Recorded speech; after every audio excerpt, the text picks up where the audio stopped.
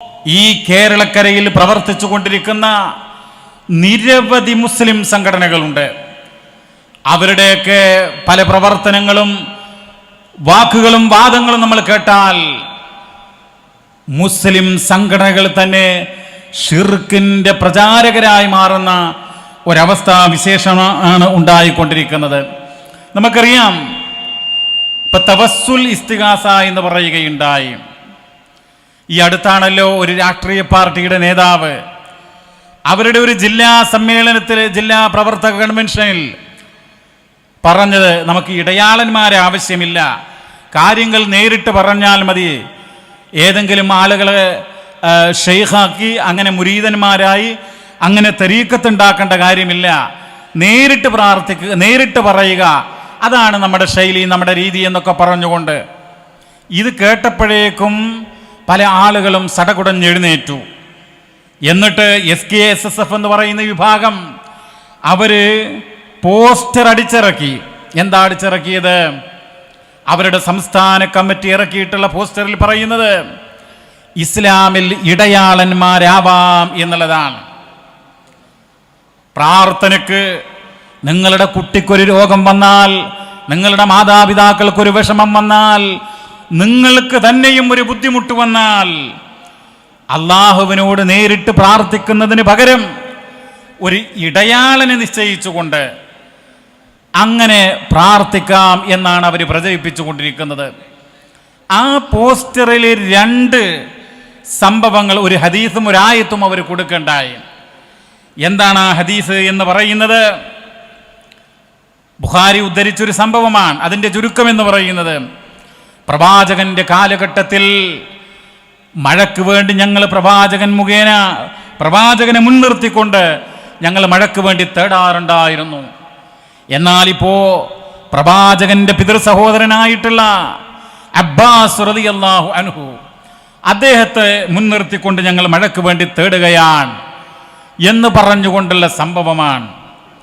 അപ്പൊ ഈ സംഭവം പറഞ്ഞുകൊണ്ടാണ് ഇടയാളന്മാരാകാമെന്ന് പറയുന്നത്. സഹോദരങ്ങളെ, എന്താണ് സത്യത്തിൽ? ദുർവ്യാഖ്യാനമാണ്. ഇപ്പൊ നബിയോട് പറയാണ് നിങ്ങൾ മഴയ്ക്ക് വേണ്ടി തേടണമെന്ന്. എല്ലാവർക്കും അറിയാം, അല്ലാഹുവിന്റെ റസൂൽ മദീന പള്ളിയിൽ മിമ്പറിൽ ഖുതുബ നിർവഹിച്ചു കൊണ്ടിരിക്കെ ഗ്രാമീണവാസിയായിട്ടുള്ള മനുഷ്യൻ വന്ന് പറഞ്ഞു, പ്രവാചകരെ, മഴയില്ല, വരൾച്ചയാൻ, കന്നുകാലികൾക്ക് പ്രശ്നമാണ്, അതുപോലെ കൃഷികൾ, സസ്യലതാദികൾ ഒക്കെ നശിച്ചു പോയിരിക്കുന്നു, ഹലക്കത്തിൽ അംവാൽ, സമ്പത്ത് തന്നെ നശിച്ചു എന്നാണ് പ്രയോഗിക്കുന്നത്. അങ്ങനെ പ്രവാചകനോട് പറഞ്ഞു മഴയ്ക്ക് വേണ്ടി തേടണം. അള്ളാന്റെ റസൂല് മിമ്പറിൽ വെച്ചുകൊണ്ട് പ്രാർത്ഥിച്ചു, അല്ലാഹുമ്മ അഗ്സിനാ, അല്ലാഹുവേ ഞങ്ങൾക്ക് മഴ വർഷിപ്പിച്ചു തരേണമേ. അങ്ങനെ മഴ വർഷിച്ചു എന്നുള്ളതാണ്. പിന്നീട് ബുഖാരിയുടെ ആ ഹദീസിൽ തന്നെ കാണാം, ആ പിറ്റേത്തെ ആഴ്ച വന്നിട്ട് വീണ്ടും പറയാണ്, എന്തിന്? മഴ അധികമായി അതൊന്ന് നിൽക്കാൻ വേണ്ടിയിട്ട്. അപ്പോഴും റസൂലുള്ള കൈകൾ ഉയർത്തിക്കൊണ്ട് പ്രാർത്ഥിച്ചു എന്നുള്ളതാണ്. എന്താണ് ഇതിലുള്ള പാഠം? നമ്മുടെ സമൂഹത്തിലുള്ള ഈമാനും തഖ്വയുമുള്ള നല്ലൊരു വ്യക്തിയോട് ഇങ്ങനെയുള്ള മഴയ്ക്ക് വേണ്ടി, അതുപോലെ മറ്റുള്ള ആവശ്യങ്ങൾക്ക് വേണ്ടി നിങ്ങൾ റബ്ബിനോടൊന്ന് പ്രാർത്ഥിക്കണം, ഇങ്ങനെ വിഷമങ്ങളുണ്ട് എന്നൊന്ന് പറയാണ്. അതല്ലാതെ മരണപ്പെട്ടു പോയ മഹാത്മാക്കളെ ഇടയാളന്മാരെ ആക്കുകയല്ല ചെയ്തിട്ടുള്ളത്. അപ്പൊ ദുർവ്യാഖ്യാനാണ് അവർ ചെയ്യുന്നത്. അതുപോലെ തന്നെ നിങ്ങൾ നോക്കൂ, ഇപ്പോ പ്രവാചകന്റെ പിതൃ സഹോദരനായിട്ടുള്ള അബ്ബാസ് റളിയല്ലാഹു അൻഹു, അദ്ദേഹത്തിന് ജീവനുണ്ട്. ജീവനുള്ള പ്രമുഖനായിട്ടുള്ള അവരുടെ കൂട്ടത്തിലെ ഒരാൾ അദ്ദേഹത്തോട് പറയാണ്, നിങ്ങളൊന്ന് പ്രാർത്ഥിക്കണം. ആരോടാ പ്രാർത്ഥന? അദ്ദേഹത്തോടാണോ? അല്ല, അള്ളാഹുവിനോടാണ് പ്രാർത്ഥന. അപ്പോ അതൊരിക്കലും തന്നെ ഇസ്ലാം എതിർത്ത കാര്യമല്ല. ഇസ്ലാം എന്താണ് എതിർക്കുന്നത്? ഇങ്ങനെയുള്ള കാര്യങ്ങൾ വെച്ച്, ഇതുപോലെ ഇപ്പൊ നമ്മുടെ കൂട്ടത്തിൽ നിന്ന് ഒരാൾ ഹജ്ജിന് പോകാൻ, ഉംറക്ക് പോകാൻ, അദ്ദേഹത്തോട് പറയാൻ, നിങ്ങൾ ഹജ്ജ് ചെയ്യുമ്പോൾ, തവാഫ് ചെയ്യുമ്പോൾ, അറഫയിൽ പ്രാർത്ഥിക്കുമ്പോൾ എനിക്കും എൻ്റെ കുടുംബത്തിനും എൻ്റെ മാതാപിതാക്കൾക്ക് ഒക്കെ നിങ്ങൾ പ്രാർത്ഥിക്കണം എന്ന് നമ്മൾ പറയാൻ. അതുപോലെയുള്ളൊരു സംഭവം മാത്രമാണ് മഴയ്ക്ക് വേണ്ടി പ്രാർത്ഥിക്കാൻ പറഞ്ഞ സംഭവം. അതല്ലാതെ മരണപ്പെട്ടു പോയിട്ടുള്ള മമ്പുറം തങ്ങൾ, CM മടവൂർ, അതുപോലെയുള്ള ആളുകളെ ഇടയാളന്മാരാക്കി പ്രാർത്ഥിക്കുകയല്ല എന്ന് നമ്മൾ മനസ്സിലാക്കുക. നിങ്ങൾ നോക്കൂ, പരിശുദ്ധ ഖുർആനിൽ തവസ്സുൽ ചെയ്യണം എന്ന് പറഞ്ഞുകൊണ്ടൊരു ആയത്തുണ്ട്. യാ അയ്യുഹല്ലദീന ആമനുത്തഖുല്ലാഹ വബ്തഗൂ ഇലൈഹിൽ വസീല വജാഹിദൂ ഫീ സബീലി ലഅല്ലകും തുഫ്ലിഹൂൻ. ഹേ സത്യവിശ്വാസികളെ, നിങ്ങൾ പടച്ച റബ്ബിനെ സൂക്ഷിക്കണം. വബ്തഗൂ ഇലൈഹിൽ വസീല, നിങ്ങൾ റബ്ബിലേക്ക് വസീലത്തിനെ തേടണം. എന്നിട്ടോ വജാഹിദൂ ഫീ സബീലി, റബ്ബിന്റെ മാർഗത്തിൽ അത്യധ്വാനം ചെയ്യണം. എങ്കിൽ ലഅല്ലകും തുഫ്ലിഹൂൻ, നിങ്ങൾ വിജയം വരിച്ചേക്കാം എന്നാണ്. എന്താണ് നിങ്ങൾ വസീലത്തിനെ അന്വേഷിക്കുക, വസീലത്തിന് തേടുക എന്ന് പറഞ്ഞാൽ അത് വലിയൊരു സംഗതിയല്ല. വസീലത്ത് എന്ന് പറഞ്ഞു കഴിഞ്ഞാൽ ഇമാം ത്വബരി തന്റെ തഫ്സീറിൽ രേഖപ്പെടുത്തുകയാണ്, വതുലുബുൽ ഖുർബ, അതായത് സാമീപ്യം അന്വേഷിക്കുക എന്നാ. അള്ളാഹുവിലേക്കുള്ള അടുപ്പം നിങ്ങൾ തേടുക. എങ്ങനെയാണ് തേടേണ്ടത്? ബിൽ അമലി ബിമാ യുർളിഹി, അല്ലാഹു തആല തൃപ്തിപ്പെടുന്നതായിട്ടുള്ള അമലുകൾ കൊണ്ട്. അള്ളാഹു എന്തെല്ലാം അമലുകളാണ് തൃപ്തിപ്പെടുന്നത്? ഇപ്പം നമ്മൾ സുബഹി നമസ്കരിക്കാൻ അതിൻ്റെ മുമ്പ് 2 റക്അത്ത് സുന്നത്ത്, വളരെ പ്രാധാന്യമുള്ള പ്രതിഫലാർഹമായിട്ടുള്ള ഒരു സുന്നത്ത് നമസ്കാരമാണല്ലോ അത് നിർവഹിച്ച് നമ്മൾ അള്ളാഹുവിലേക്ക് അടുക്കുകയാണ്. അതുപോലെ പ്രിയമുള്ളവരെ, നിങ്ങൾ നോക്കൂ, തഹജ്ജുദ് നമസ്കാരം അത് നിർവഹിച്ചുകൊണ്ട് നമ്മൾ അള്ളാഹുവിലേക്ക് അടുക്കുകയാണ്.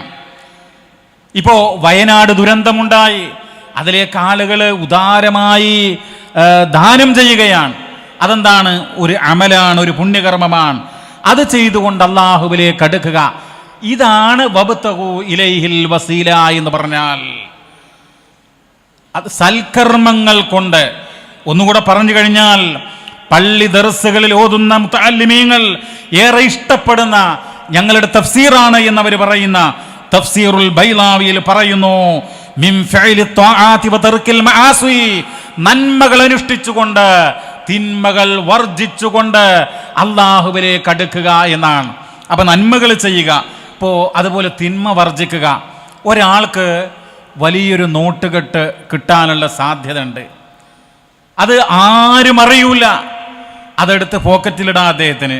പക്ഷേ റബ്ബിനെ ഭയപ്പെട്ടുകൊണ്ട് അദ്ദേഹം അത് സ്വന്തം പോക്കറ്റിലേക്ക് ഇടുന്നില്ല, അത് സ്വന്തമായി എടുക്കുന്നില്ല, അവൻ മോഷ്ടിക്കുന്നില്ല. എന്തുകൊണ്ടാണ്? അള്ളാഹുവിനെ ഭയപ്പെട്ടുകൊണ്ടാണ് അത് വർജിക്കുന്നത്. അതൊരു പുണ്യകർമ്മമാണ്. അങ്ങനെയുള്ള കർമ്മങ്ങള്, തിന്മകൾ ഉപേക്ഷിച്ചുകൊണ്ട് അള്ളാഹുവിലേക്ക് അടുക്കുക, അതാണ് വസീലത്ത് എന്നുള്ളത് കൊണ്ട് ഉദ്ദേശിക്കുന്നത്. അതാണ് ഇസ്ലാം പഠിപ്പിക്കുന്നത്. പ്രിയമുള്ളവരെ, നിങ്ങൾ നോക്കൂ, പേരോട് അബ്ദുറഹ്മാൻ സഖാഫി എന്താ പറഞ്ഞത്? ആ രാഷ്ട്രീയ നേതാവ് പറഞ്ഞ കാര്യം, ഇസ്ലാമിൽ ഇടയാളന് ആവശ്യമില്ല എന്ന് പറയുന്ന കാര്യം, അള്ളാഹുവിനോട് പ്രാർത്ഥിക്കാൻ മധ്യവർത്തികൾ ആവശ്യമില്ല എന്ന് പറഞ്ഞ കാര്യം പരിശുദ്ധ ഖുർആനിലെ 20 ആയത്തുകൾക്കെതിരാണ് എന്നാണ് അദ്ദേഹം പറഞ്ഞത്. ശുദ്ധമായ വങ്കത്തരം. അബൂജഹലിന്റെ വാക്കാണത്. ഖുർആൻ എങ്ങനെയാണത് പറയുക? ഖുർആൻ പഠിപ്പിക്കുന്നത് അള്ളാഹുവിനോട് നേരിട്ട് പ്രാർത്ഥിക്കണം എന്നുള്ളതാണ്.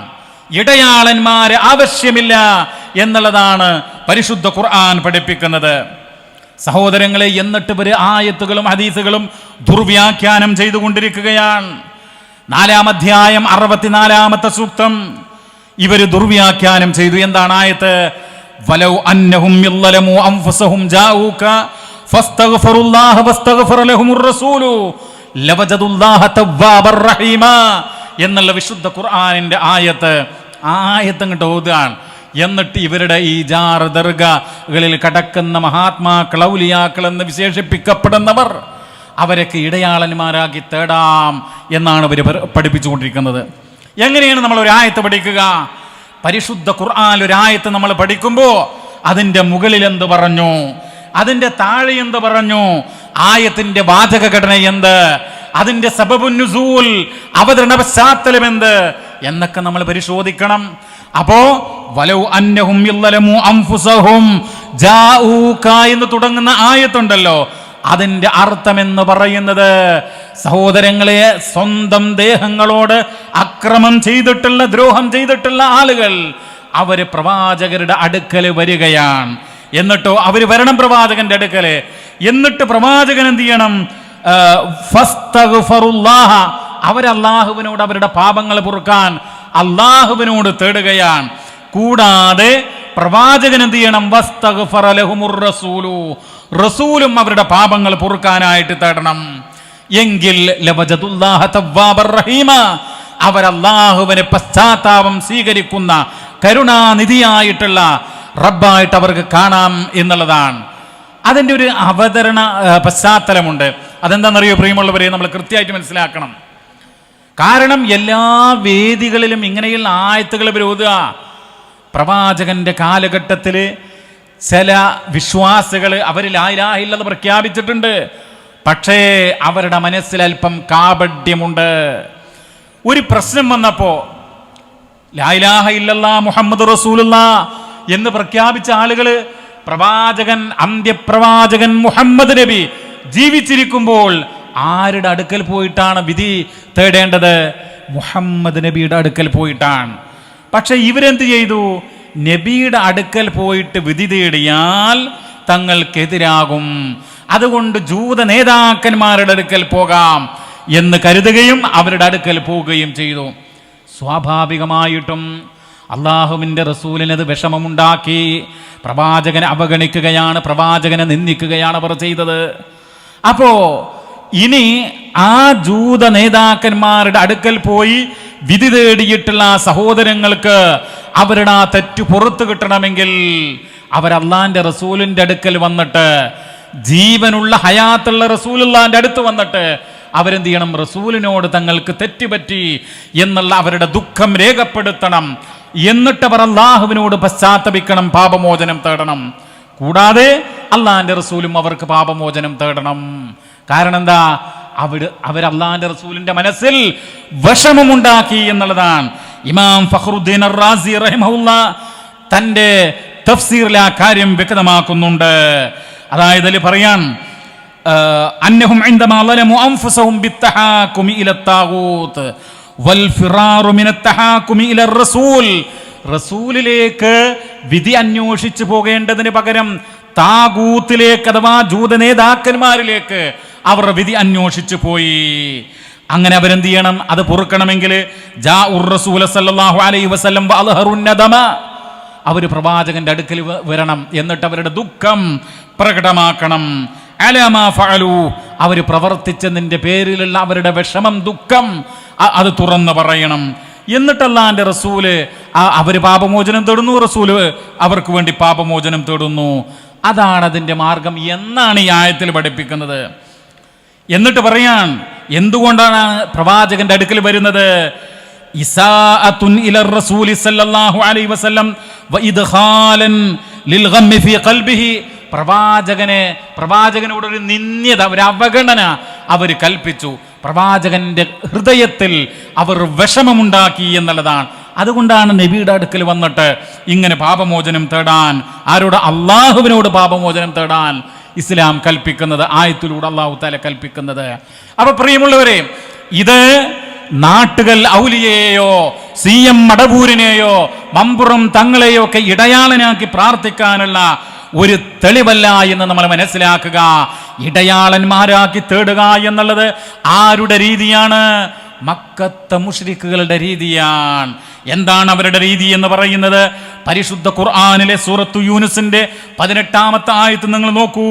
വയഅ്ബുദൂന മിൻ ദൂനില്ലാഹി മാ ലാ യളുറുഹും വലാ യൻഫഉഹും, അവര് തങ്ങൾക്ക് ഉപകാരം ചെയ്യാത്ത, ദ്രോഹം പോലും ചെയ്യാത്തവരെ വിളിച്ച് പ്രാർത്ഥിക്കുന്നു, ആരാധിക്കുന്നു. വയഖൂലൂന, അവര് പറയുന്നു, ഹൗലായി ശുഫആഉനാ ഇൻദല്ലാഹ്, ഈ മഹാത്മാക്കള് അവർ അള്ളാഹുവിൻ്റെ അടുക്കൽ ഞങ്ങൾക്ക് ശുപാർശകന്മാരാണ് എന്നവർ പറയുന്നു എന്നുള്ളതാണ്. നമ്മൾ മനസ്സിലാക്കണം, അതാണ് ഇവര് ചെയ്തുകൊണ്ടിരിക്കുന്നത്. മഹാത്മാക്കളെ അവര് പടച്ച റബ്ബിന്റെ അടുക്കൽ ഞങ്ങൾക്ക് ശുപാർശ പറയും എന്നുള്ള വിശ്വാസം കൊണ്ടാണ് ഈ മഹാത്മാക്കളുടെ പേരിൽ അവരോട് പ്രാർത്ഥിക്കുന്നതും അതുപോലെ തന്നെ ഇടതേട്ടം നടത്തുന്നതും എന്ന് നമ്മൾ അറിയുക. വിശുദ്ധ ഖുർആൻ സൂറത്ത് സുമറിലെ 3-ാമത്തെ ആയത്തില് ഒന്നുകൂടെ വ്യക്തമാക്കിക്കൊണ്ടത് പറഞ്ഞു, മാ നഅ്ബുദുഹും ഇല്ലാ ലിയുഖർരിബൂനാ ഇലല്ലാഹി സുൽഫാ, അള്ളാഹുവിലേക്ക് തങ്ങളെ അടുപ്പിക്കാൻ വേണ്ടി മാത്രമാണ് ഞങ്ങൾ അവരെ ആരാധിക്കുന്നത് എന്നുള്ളതാണ്. അപ്പൊ പ്രിയമുള്ളവർ, നിങ്ങൾ നോക്കൂ, അതേ വിശ്വാസം തന്നെയല്ലേ ഇവർക്കുള്ളത്. ഇവരൊക്കെ ഔലിയാക്കളാണ്, മഹാത്മാക്കളാണ്, വലിയ കറാമത്തുകളുള്ളവരാണ്. അവർക്ക് അള്ളാന്റെ അടുക്കൽ വലിയ സ്ഥാനമാണ്. അതുകൊണ്ട് അള്ളാന്റെ അടുക്കൽ ഞങ്ങൾക്ക്, ഈ സാധുക്കളായ ഞങ്ങൾക്ക് ശുപാർശ പറയും എന്നാണ് നമ്മുടെ നാട്ടിലെ സമസ്തക്കാരായിട്ടുള്ള വിശ്വാസികള് വിചാരിച്ചു കൊണ്ടിരിക്കുന്നവർ, വിശ്വസിച്ചു കൊണ്ടിരിക്കുന്നത്. അതാരുടെ വിശ്വാസ? മക്കത്തെ മുശ്രിക്കുകളുടെ വിശ്വാസം. ഇമാം റാസി റഹിമഹുല്ലാ അദ്ദേഹത്തിന്റെ തഫ്സീറില് സൂറ യൂനുസിലെ 18-ാമത്തെ ആയത്തിന്റെ വ്യാഖ്യാനത്തിൽ ഒരു കാര്യം രേഖപ്പെടുത്തുകയുണ്ടായി. എന്താണെന്നറിയുമോ പ്രിയമുള്ളവരെ? ആ കാലഘട്ടത്തിലുള്ള ആളുകൾ ബിംബങ്ങളും വിഗ്രഹങ്ങളും സ്ഥാപിക്കുകയുണ്ടായി. എന്താണ് ബിംബങ്ങളും വിഗ്രഹങ്ങളും? മൺമറഞ്ഞു പോയ അമ്പിയാക്കളുടെ, ഔലിയാക്കളുടെ, മഹാത്മാക്കളുടെ ചിത്രങ്ങളും രൂപങ്ങളുമാണത്.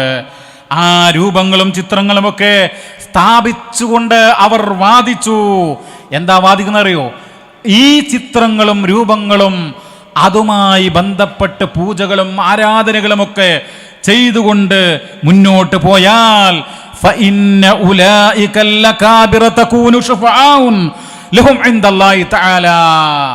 ആ മഹാത്മാക്കൾ, ആര്? അമ്പിയാക്കൾ, ഔലിയാക്കൾ, അവരെ അല്ലാഹുവിന്റെ അടുക്കൽ ഞങ്ങൾക്ക് ശുപാർശകന്മാരായി മാറും എന്നുള്ളതാണ്. എന്നിട്ട് അദ്ദേഹം പറയുന്നു, നമ്മുടെ ഈ കാലഘട്ടത്തിലും അതിന് സമാനമായിട്ടുള്ള കാര്യമുണ്ട്. അതെന്താണ്? അത്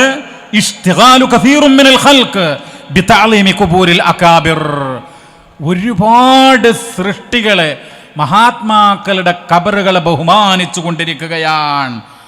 എങ്ങനെയാണ് ബഹുമാനിക്കുന്നത്? അവരുടെ ഖുബൂറുകളെ, ഖബറുകളെ ബഹുമാനിച്ചാൽ ആ മഹാത്മാക്കൾ അള്ളാന്റെ അടുക്കൽ ഞങ്ങൾക്ക് ശുപാർശകന്മാരാകും എന്ന് വിശ്വസിച്ചുകൊണ്ടാണ് ആ ഖബറുകളെ ബഹുമാനിച്ചു കൊണ്ടിരിക്കുന്നത്.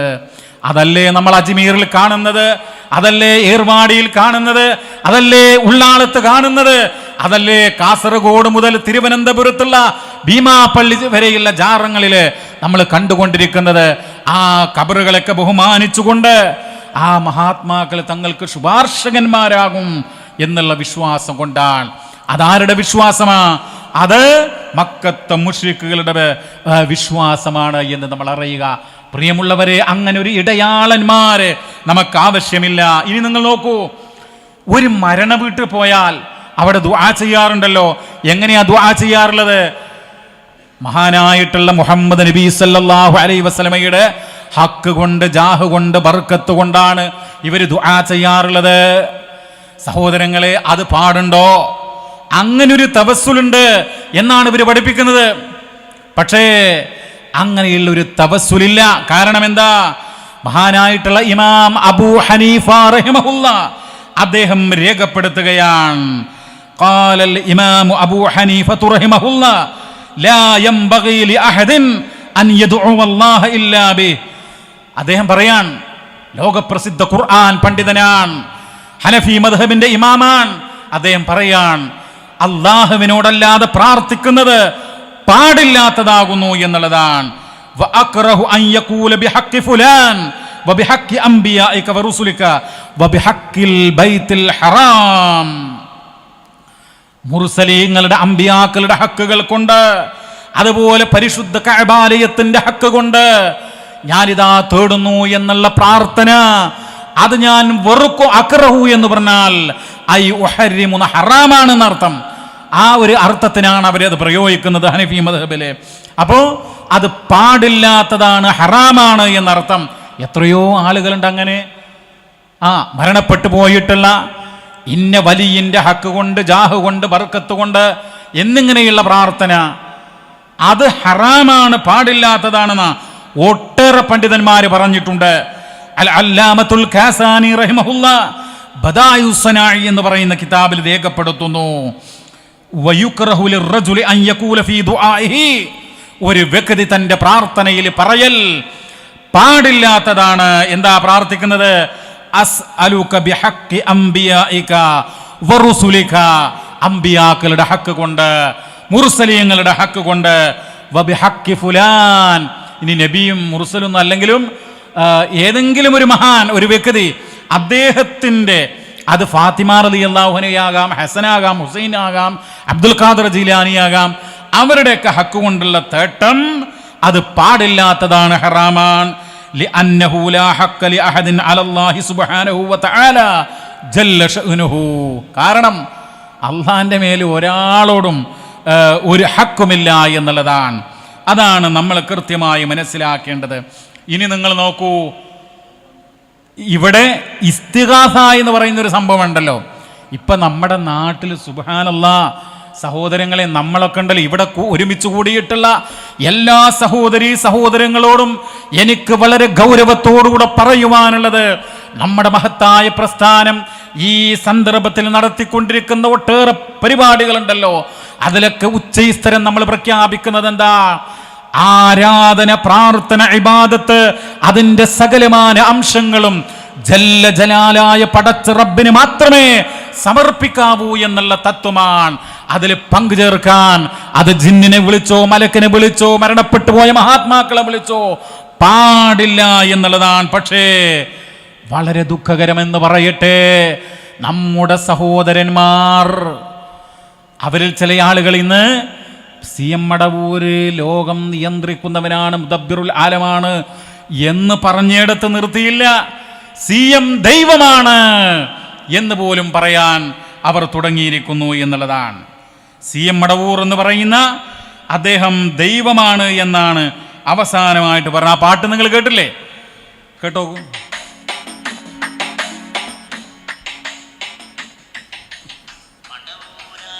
പടച്ചോനാണോ ചോദിച്ചവരോടി ചൊല്ലേ, അതെ അതെ അതെ മടവൂരാണ് ഞങ്ങളെ പടച്ചോനറിയണേ. കേട്ടല്ലോ അല്ലേ? CM മടവൂരെന്ന് പറഞ്ഞ എന്നോ മരിച്ചുപോയ ആള്, അദ്ദേഹം ഞങ്ങളെ പടച്ചോനാണെന്നാണ്. നഊദു ബില്ലാ. ഇത് ഈ പാട്ടുകാരൻ മാത്രമല്ല. അപ്പോൾ ഈ പാട്ടുകാരനെ നമ്മുടെ ഒരു സുഹൃത്ത് വിളിച്ചു ചോദിച്ചു, നമ്മുടെ സോഷ്യൽ മീഡിയയിലുള്ള ഒരു സുഹൃത്ത്, അല്ല നിങ്ങൾ പറഞ്ഞു ഓവറായല്ലോ, CMനെ പടച്ചോനാണ്, ഉടയോനാണ്, ഉടയതമ്പുരാനാണ് എന്നൊക്കെ പറഞ്ഞത് ഓവറല്ലേ എന്ന് പറഞ്ഞപ്പോൾ, അല്ല ഞങ്ങൾ മഹാത്മാക്കളെ മദ്ഹ് ചെയ്യുന്നവരാ, ഞങ്ങളങ്ങനെ പറയും, ഞങ്ങളുടെ വിശ്വാസം അതാണ് എന്നാണ് പറഞ്ഞത്. എന്നിട്ട് ഇവരുടെ പേരെന്താ നിങ്ങൾക്ക്? അഹ്ലുസ് സുന്നത്തി വൽ ജമാഅ. ഇവരാണ് സ്വർഗത്തിൻ്റെ ആളുകൾ എന്നാണ് ഇവർ പറയുന്നത്. നിങ്ങൾ ആലോചിച്ച് നോക്കൂ, ഇത് ഇദ്ദേഹം മാത്രമല്ല, കണ്ടോ വേറെ ആള്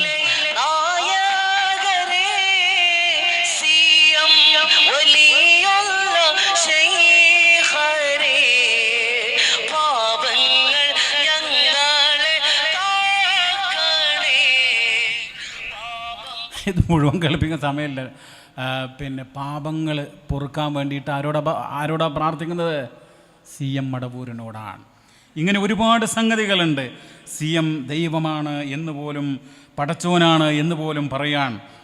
വേറൊരു മുസ്ലിയാർ പാടിയല്ലോ, കാക്കണം ഞങ്ങളെ ഷെയ്ഖോരെ, നോക്കണം ഞങ്ങളെ മടവൂരെ, ഉങ്ങളെ തുണയല്ലാതൊരു തണലും ഞങ്ങളിലില്ല പൂങ്കവരെ.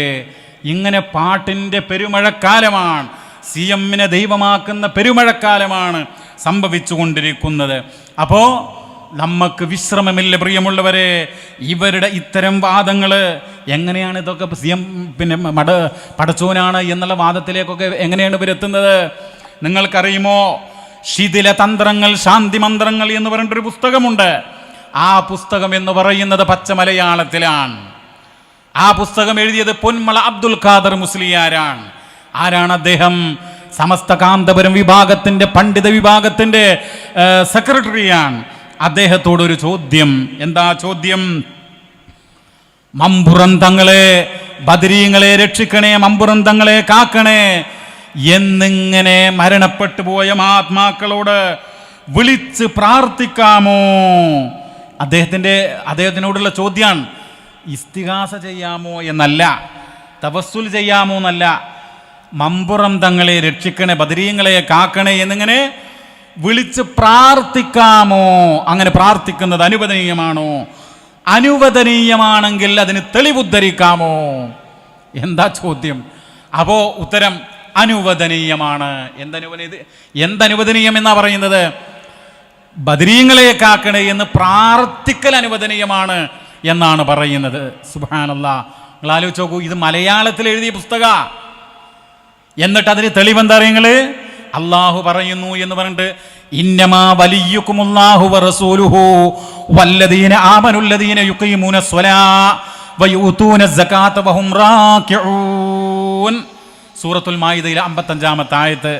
ആ ആയത്ത് ഉദ്ധരിച്ചിട്ടാ പറയുന്നത്. ആയത്ത് ദുർവ്യാഖ്യാനം ചെയ്യുക, അള്ളാഹിന്റെ കിതാബ് തോന്നിയതുപോലെ വ്യാഖ്യാനിക്കാൻ. ഈ ആയത്തിന്റെ അർത്ഥം നമ്മൾ മനസ്സിലാക്കണം. ഇന്നമായി എന്ന് പറഞ്ഞ എന്താ അർത്ഥം? തീർച്ചയായും മാത്രമാണ് ആണല്ലോ. വലിയുഗം, വലിയ എന്ന് പറഞ്ഞാൽ പല അർത്ഥങ്ങളുണ്ട്. ഇപ്പൊ ഔലിയ എന്ന് പറയുമല്ലോ, കേട്ടില്ലെങ്കിൽ? അമ്പംകുന്ന് ഔലിയ, നാട്ടുകൽ ഔലിയ, കമ്മുസൂഫി ഔലിയ എന്നൊക്കെ കേൾക്കാറില്ലേ? ഔലിയ, ഈ വലിയ എന്നുള്ളതിൻ്റെ ബഹുവചനമാണ് ഔലിയ. അവിടെ അതുകൊണ്ട് ഉദ്ദേശിക്കുന്നത് എന്താണ്? ഈമാനും തഖ്വയൊക്കെയുള്ള നല്ല ഒരു സ്വാലിഹായ മനുഷ്യൻ എന്നുള്ള അർത്ഥത്തിലാണ്. നമ്മൾ ഈ കല്യാണത്തിന് നിക്കാഹ് അവിടെ എന്ത് ചെയ്യണം? ഈ പെൺകുട്ടിയുടെ രക്ഷിതാവ് വേണം. അതിനെന്താ പറയുക? വലിയ എന്ന് പറയും. അപ്പോൾ വലിയ എന്ന് പറഞ്ഞാൽ പല അർത്ഥങ്ങളുണ്ട്. ഒന്ന്, ഈമാനും തഖ്വയൊക്കെയുള്ള സ്വാലിഹായ ഒരു മനുഷ്യന് പറയും. കല്യാണം കഴിച്ചു കൊടുക്കാൻ ബാധ്യതപ്പെട്ട പെൺകുട്ടിയുടെ രക്ഷാകർതൃത്വമുള്ള ആൾക്ക് എന്ത് പറയും? വലിയ എന്ന് പറയും. അതുപോലെ മറ്റൊരർത്ഥാണെന്ത്? മിത്രം, സ്നേഹബന്ധം പുലർത്തുന്നവൻ എന്നൊക്കെ വിശുദ്ധ ഖുർആനിൽ സൂറത്ത് തൗബയിൽ കാണാം.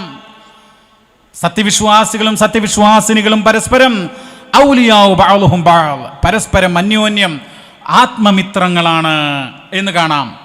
ഖുർആൻ പ്രയോഗിച്ചിട്ടുണ്ട്. ആ ഒരു അർത്ഥത്തിലാണ് ഇവിടെ പ്രയോഗിച്ചിട്ടുള്ളത്. സൂറത്തുൽ മാഇദയുടെ 55-ാമത്തെ ആയത്ത്. ഇവിടെയുള്ള എല്ലാവർക്കും അതിൻ്റെ അർത്ഥം കൃത്യമായിട്ട് മനസ്സിലാക്കണം, അതിൻ്റെ പശ്ചാത്തലം മനസ്സിലാക്കണം. ഇന്നമാ വലിയുക്കും എന്ന് പറഞ്ഞാൽ എന്താ അർത്ഥം? തീർച്ചയായും നിങ്ങളുടെ ആത്മമിത്രമാകുന്നു. ആരാണ്? അല്ലാഹു, അല്ലാഹുവാൻ. വറസൂലുഹു, അവന്റെ റസൂലുമാൻ. വല്ലദീന ആമനു, ഈമാൻ സ്വീകരിച്ചവരുമാണ് നമ്മുടെ ആത്മമിത്രന്ന. ഇത് എപ്പോഴാണ് അവതരിച്ചത് അറിയങ്ങള്? മഹാനായിട്ടുള്ള അബ്ദുല്ലാഹിബ്നു സലാം റളിയല്ലാഹു അൻഹു, അദ്ദേഹം ജൂതമതത്തിൽപ്പെട്ട ആളായിരുന്നു. അദ്ദേഹം സഹോദരങ്ങളെ ഇസ്ലാം സ്വീകരിച്ചപ്പോൾ അദ്ദേഹത്തിൻ്റെ ഗോത്രങ്ങളായിട്ടുള്ള, അദ്ദേഹത്തിൻ്റെ ജനവിഭാഗമായിട്ടുള്ള ബനു ഖുറൈളക്കാർ, ബനു നളീറുകാർ, അവർക്ക് എന്ത് ചെയ്തു? മുസ്ലിം ആയല്ലോ അദ്ദേഹം, ഇനി അദ്ദേഹത്തോടൊരു ബന്ധമില്ല എന്ന് പറഞ്ഞു. ആ തനിക്കിഷ്ടപ്പെട്ട ആദർശം സ്വീകരിച്ചതിൻ്റെ പേരിൽ അദ്ദേഹത്തോടുള്ള ബന്ധം വിച്ഛേദിച്ചു. ഇനി ഞങ്ങളുടെ കൂടെ ഒരു കല്യാണത്തിനോ മറ്റൊന്നും തന്നെ പങ്കെടുപ്പിക്കൂല എന്ന് പറഞ്ഞു. മഹാനായിട്ടുള്ള ഇമാം ബഗവി, ഹിജ്റ 510 വഫാത്തായിട്ടുള്ള ഇമാം ബഗവി തൻ്റെ മആലിമുത് തൻസീൽ എന്ന് പറയുന്ന തഫ്സീറിൽ ആ ആയത്തിൻ്റെ അവതരണ പശ്ചാത്തലം എഴുതിയിട്ടുണ്ട്. അപ്പോൾ എന്താണ് ഇന്നമാ വലിയക്കും? ശരിക്ക് ആ ആയത്തിൻ്റെ പൊരുൾ നമുക്ക് മനസ്സിലാകും. അദ്ദേഹം പറയാൻ, ജാ അബ്ദുല്ലാഹിബ്നു സലാം ഇലൻ നബി സല്ലല്ലാഹു അലൈഹി വസല്ലം. അബ്ദുല്ലാഹിബ്നു സലാം റളിയല്ലാഹു തആല അൻഹു പ്രവാചകന്റെ അടുക്കലേക്ക് വന്നു. ഫഖാൽ, എന്നിട്ട് പറഞ്ഞു, യാ റസൂലല്ലാഹ്, ഇന്ന ഖൗമനാ ഖുറൈള വന്നളീർ ഖദ് ഹജറൂനാ. അല്ലാഹുവിൻ്റെ റസൂലേ, ഞങ്ങളുടെ ജനതയായിട്ടുള്ള ഖുറൈളക്കാരും നളീറുകാരും ഖദ് ഹജറൂന, ഞങ്ങളെ ഉപേക്ഷിച്ചിരിക്കുന്നു. വഫാറഖൂന, ഞങ്ങളോട് ബന്ധം വിച്ഛേദിച്ചിരിക്കുന്നു. വഅഖ്സമു അല്ലാ യുജാലിസൂന, അവർ സത്യം ചെയ്ത് പ്രഖ്യാപിച്ചിരിക്കുന്നു, ഞങ്ങളുടെ കൂടെ ഇനി ഒന്നിച്ചിരിക്കുകയില്ല, ഞങ്ങളുടെ കൂടെ വേദി പങ്കിടുക പോലുമില്ല എന്നവർ സത്യം ചെയ്തിരിക്കുന്നു. മനസ്സിലായോ? ലാ ഇലാഹ ഇല്ലല്ലാഹ് മുഹമ്മദുർ റസൂലുള്ളാഹ് എന്നുള്ള ആദർശം അബ്ദുല്ലാഹിബ്നു സലാം സ്വീകരിച്ചതിൻ്റെ പേരിൽ അദ്ദേഹത്തോടുള്ള എല്ലാ മാനുഷിക കുടുംബ ബന്ധങ്ങളൊക്കെ വിച്ഛേദിക്കുകയാണ്. ആ സന്ദർഭത്തിൽ ഫനസലത്ത് ഹാദിഹിൽ ആയ, അപ്പോഴാണ് ഇത് ഇറങ്ങുന്നത്. എന്നിട്ട് അദ്ദേഹം പറയാൻ, ഈ ആയത്ത് ഇറങ്ങി റസൂലിനോട് വന്ന് പറഞ്ഞപ്പോഴേ ഫഖറഅഹ അലൈഹി റസൂലുള്ളാഹി സ്വല്ലല്ലാഹു അലൈഹി വസല്ലം. അപ്പോൾ റസൂലുള്ള ഈ ആയത്ത് ഓതിയിട്ട് അദ്ദേഹത്തെ കേൾപ്പിച്ചു. ഫഖാൽ, അപ്പം അദ്ദേഹം പറയാൻ, യാ റസൂലല്ലാഹ് റളീനാ ബില്ലാഹി വബി റസൂലിഹി വബിൽ മുഅ്മിനീന ഔലിയാ. മിത്രങ്ങളായിക്കൊണ്ട്, സ്നേഹബന്ധം കാത്തു സൂക്ഷിക്കുന്നവരായിക്കൊണ്ട് അള്ളാഹിനെ ഞങ്ങൾ തൃപ്തിപ്പെട്ടു, അള്ളാഹിൻ്റെ റസൂലിനെ ഞങ്ങൾ തൃപ്തിപ്പെട്ടു, സത്യവിശ്വാസികളെയും ഞങ്ങൾ തൃപ്തിപ്പെട്ടു. കണ്ടോ? അപ്പൊ ആയത്തിന്റെ അർത്ഥം എന്താ? നിങ്ങൾക്ക് ലാ ഇലാഹ ഇല്ലല്ലാഹ് സ്വീകരിച്ചതിന്റെ പേരിൽ നിങ്ങളോട് ബന്ധം വിച്ഛേദിച്ച ആളുകള് അവരെ നിങ്ങൾ ആത്മബന്ധുക്കളായിട്ട് ആത്മമിത്രങ്ങളായിട്ട് സ്വീകരിക്കേണ്ടതില്ല. നിങ്ങളുടെ ആത്മമിത്രങ്ങൾ അള്ളയും റസൂലും സത്യവിശ്വാസികളുമാകുന്നു. ഇതാണ് ആയത്ത് പഠിപ്പിക്കുന്നത്. അതല്ലാതെ മരണപ്പെട്ടു പോയ മഹാത്മാക്കളോട് പിന്നെ ഇങ്ങനെ തേടാം. കുട്ടിക്ക് രോഗം വന്നാൽ, പനി വന്നാൽ, തലവേദന വന്നാൽ, അതുപോലെ മാതാപിതാക്കൾക്ക് അസുഖം വന്നാൽ. സുബ്ഹാനല്ലാഹ്, ഞാൻ കഴിഞ്ഞ ദിവസം അടുത്തൊരു കടയിൽ പോയി. കടയിൽ ചില സാധനങ്ങൾ വാങ്ങാൻ വേണ്ടി പോയതാ. അപ്പോൾ അവിടെ ഒരു കാക്ക വന്നു. ആ കാക്ക വന്നിട്ട് പറഞ്ഞു ചന്ദനത്തിരി വേണമെന്ന് പറഞ്ഞു. അപ്പോൾ കച്ചവടക്കാരൻ പറഞ്ഞു 10ൻ്റെ വേണോ 50ൻ്റെ വേണോ? അപ്പോൾ അയാൾ പറയാണ്, ഈ കസ്റ്റമർ പറയാൻ, സാധനം വാങ്ങാൻ വന്ന ആൾ പറയാൻ, ഇത് ഇപ്പാപ്പാൻ്റെ തലക്കുമ്പാത്ത് കത്തിക്കാനുള്ളതാണ് എന്ന് പറഞ്ഞാൽ കമ്മു സൂഫിയുടെ ജാറത്തിൽ അല്ലെങ്കിൽ ആ മക്ബറയിൽ അദ്ദേഹത്തിൻ്റെ തലയുടെ ഭാഗത്ത് കത്തിക്കാനുള്ളതാണ്. അതുകൊണ്ട് 50ൻ്റെ വില കൂടിയത് തന്നെ വേണമെന്ന് പറയാൻ. എന്നിട്ട് അദ്ദേഹം പറയാണ്, ഇങ്ങനെ കടയിൽ ആളുകളൊക്കെ ഉണ്ട്, പിന്നെ ഉപ്പാപ്പാനോട് ചില കാര്യങ്ങളൊക്കെ ബോധിപ്പിക്കാനുണ്ട്. മരണപ്പെട്ടു പോയിട്ടുള്ള, ദ്രവിച്ചു പോയിട്ടുണ്ടാകുന്ന, അല്ലെങ്കിൽ മണ്ണായി പോയിട്ടുള്ള ഒരു മക്ബറയിൽ പോയിട്ട് സങ്കടം ബോധിപ്പിക്കുക എന്നുള്ള വിശ്വാസമാണ് ആ സഹോദരൻ വെച്ചു പുലർത്തുന്നത്. അവിടേക്ക് ചന്ദനത്തിരി നേർച്ചയാക്കുകയാണ്. നിങ്ങൾ ആലോചിച്ച് നോക്കൂ, ഈ സമൂഹത്തിൻ്റെ ഒരു അവസ്ഥ എത്രമാത്രം അപകടകരമാണ് എന്നുള്ളത്. അപ്പോൾ നമ്മൾ മനസ്സിലാക്കേണ്ടത്, ഇങ്ങനെയുള്ള മഹാത്മാക്കളോടുള്ള തേടാൻ, അവരോട് പ്രാർത്ഥിക്കാനുള്ള തെളിവ് എന്ന് പറയുന്ന ഇന്നമാ വലിയുക്കുമുല്ലാഹു വറസൂലുഹു, അതിൻ്റെ കാര്യങ്ങൾ കൃത്യമായി നിങ്ങൾ മനസ്സിലാക്കി കാണും എന്ന് കരുതുന്നു. ഇനി സഹോദരങ്ങളെ, ഇപ്പോൾ ഈ അടുത്ത കാലത്തായിട്ട് ഇവർ പറയുന്ന വേറെ തെളിവുണ്ട്, അതുകൂടെ പറഞ്ഞ് നമുക്ക് നിർത്താം. അതായത് മഹാനായ ഉമറുൽ ഫാറൂഖിൻ്റെ കാലഘട്ടത്തിൽ വരൾച്ചയുണ്ടായി. അപ്പോൾ ഒരു മനുഷ്യൻ പ്രവാചകന്റെ ഖബറിൻ്റെ അടുക്കലേക്ക് വന്നു. യാ റസൂലല്ലാ, അദ്ദേഹം പറയാണ്, അള്ളാഹിൻ്റെ റസൂല് ഖബറിൽ കിടക്കുകയാണ്. അള്ളാഹിൻ്റെ റസൂല്, ഇസ്തസ്കിലി ഉമ്മത്തിക്ക, നിങ്ങളുടെ സമുദായത്തിന് വേണ്ടി നിങ്ങൾ മഴയെ തേടൂ. ആരോടാ പറയുന്നത്? ഖബറടക്കം ചെയ്തിട്ട് എത്രയോ കാലമായിട്ട് നമുക്കറിയാം, നബി മരിച്ചു, അബൂബക്കർ സിദ്ദീഖ് ഖലീഫയായി, എന്നിട്ട് ഉമറുൽ ഫാറൂഖ് ഭരണം നടത്താൻ. ആ സമയത്താണ് എന്ത് ചെയ്യുന്നത്? വരൾച്ചയുണ്ടാകുന്നത്. അപ്പോഴാണ് നബിയുടെ ഖബറിൻ്റെ അടുക്കൽ വരുന്നത്. എന്നിട്ട് അദ്ദേഹം എന്താ റസൂലിനോട് മഴക്ക് വേണ്ടി തേടില്ല, റസൂലിനോട് പറയാണ്, നിങ്ങൾ എന്ത് ചെയ്യണം? ആ അള്ളാഹിനോട് മഴക്ക് വേണ്ടി തേടണം എന്ന്. ഈ ഒരു സംഭവം പറയാറുണ്ട് ഇപ്പോൾ തെളിവായിട്ട് ഈ അടുത്ത കാലത്തായിട്ട്. അത് തെളിവായിട്ട് പറയാനുള്ള കാര്യം എന്താ? ചില കിതാബുകളിലൊക്കെ ഇതിൻ്റെ പരമ്പര സഹീഹാണ് എന്ന് പറഞ്ഞിട്ടുണ്ട് എന്നുള്ളതാണ്. ശുദ്ധമായ അസംബന്ധമാണ്, ദുർവ്യാഖ്യാനമാണ്. സഹോദരങ്ങളെ, ഒന്ന്, ഈ ഖബറിൽ കിടക്കുന്ന മഹാനായിട്ടുള്ള പ്രവാചകൻ അദ്ദേഹം കേൾക്കുമോ? മരിച്ചാൾ കേൾക്കുമോ? വിശുദ്ധ ഖുർആനിലെ ആയത്തിലെ ഇന്നക ലാ തുസ്മിഉൽ മൗതാ, മരണപ്പെട്ടവരെ തീർച്ചയായും നിനക്ക് കേൾപ്പിക്കാൻ കഴിയില്ല. ആയിഷ റളിയല്ലാഹു തആല അൻഹയോട് വന്ന് ചോദിച്ചല്ലോ, ബദറിൽ പൊട്ടക്കണക്കിൽ കിടക്കുന്ന കുഫാറുകൾ, അവരോട് നബി സംസാരിച്ചില്ലേ എന്ന് പറഞ്ഞപ്പോൾ ആയിഷ റളിയല്ലാഹു അൻഹ വിശുദ്ധ ഖുർആനിലെ ആയത്തോതി, വമാ അൻത ബിമുസ്മിഇൻ മൻ ഫിൽ ഖുബൂർ, ഖബറുകളിൽ അവരെ നിനക്ക് കേൾപ്പിക്കാൻ സാധിക്കുകയില്ല എന്ന് അല്ലാഹ് വിശുദ്ധ ഖുർആനിൽ പറയാൻ. എന്നാൽ നബി അവിടെ പറഞ്ഞത് അതൊരു പ്രത്യേക സംഭവമാണ്, ആ സമയത്ത് മാത്രം കേട്ട ഒന്നാണ് എന്ന് പറയുകയാണ്. അതായത് ഖബറുകളിലുള്ളവരെ കേൾപ്പിക്കാൻ കഴിയൂല. അപ്പം അതുകൊണ്ട് ഉമർ റളിയല്ലാഹുവിൻ്റെ കാലഘട്ടത്തിൽ ഈ ഖബറിൻ്റെ അടുക്കൽ, നബിയുടെ ഖബറിൻ്റെ അടുക്കൽ വന്നിട്ട് ഇസ്തസ്ഖി ലി ഉമ്മതിക, നിന്റെ സമുദായത്തിന് വേണ്ടി, അങ്ങയുടെ സമൂഹത്തിന് വേണ്ടി മഴക്ക് വേണ്ടി തേടുക എന്ന് പറഞ്ഞ സംഭവം, അതിനെക്കുറിച്ച് ഒട്ടേറെ പണ്ഡിതന്മാർ സഹീഹാണെന്ന് പറഞ്ഞിട്ടുണ്ടെങ്കിലും അതിൻ്റെ സനദിൽ മാലിക്കുദ്ദാർ എന്ന് പറയുന്ന ഒരു വ്യക്തിയുണ്ട്.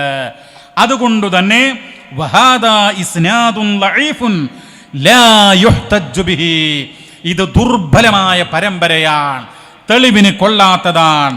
വമാലിക്കുദ്ദാർ മജ്ഹൂലുൻ, മാലിക്കുദ്ദാർ എന്ന് പറയുന്ന അതിൻ്റെ പരമ്പരയിലുള്ള ആ റാവി മജ്ഹൂലാണ്, അഥവാ അജ്ഞാതനാണ്.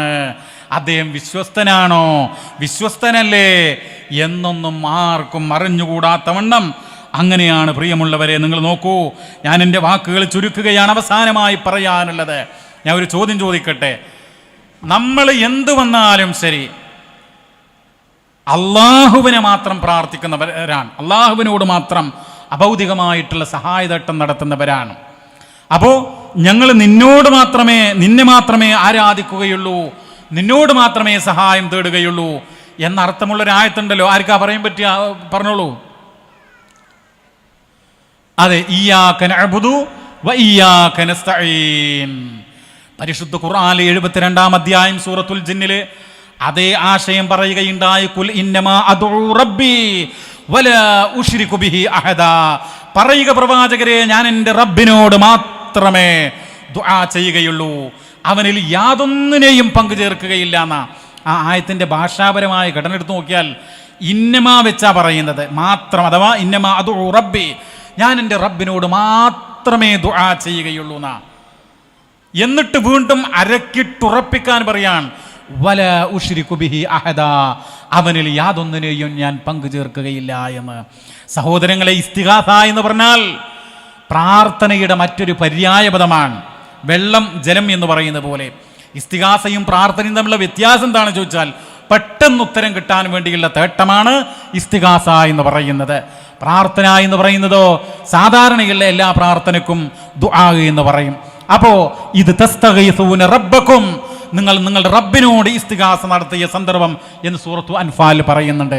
അതേ മുഹമ്മദ് മുസ്തഫ സല്ലല്ലാഹു അലൈഹി വസല്ലമ ബദറിന്റെ രണാങ്കണത്തിൽ പരിശുദ്ധനായ റബ്ബിനോട് മാത്രമേ ഇസ്തിഗാസ ചെയ്തുള്ളൂ.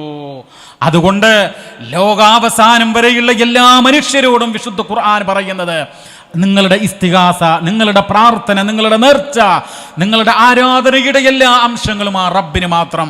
അല്ലാഹു തആല അചഞ്ചലമായ തൗഹീദ് മുറുകെ പിടിച്ചുകൊണ്ട് ശിർക്കിന്റെ ലാഞ്ചന പോലും നമ്മുടെ ജീവിതത്തിൽ വരാതെ സമ്പൂർണമായി മുവഹിദുകളായി കൊണ്ട് ജീവിക്കുവാൻ നാഥ ഞങ്ങൾക്ക് നീ അനുഗ്രഹം കനിഞ്ഞരുളയണമേ റഹ്മാനെ. റബ്ബന ആതിനാ ഫിദ്ദുനിയ ഹസന വഫിൽ ആഖിറതി ഹസന വഖിനാ അദാബന്നാർ. വസല്ലല്ലാഹു വസല്ലമ അലാ നബിയിനാ മുഹമ്മദ് വൽഹംദുലില്ലാഹി റബ്ബിൽ ആലമീൻ. വസ്സലാമു അലൈക്കും വറഹ്മത്തുള്ളാഹി വബറകാതുഹു.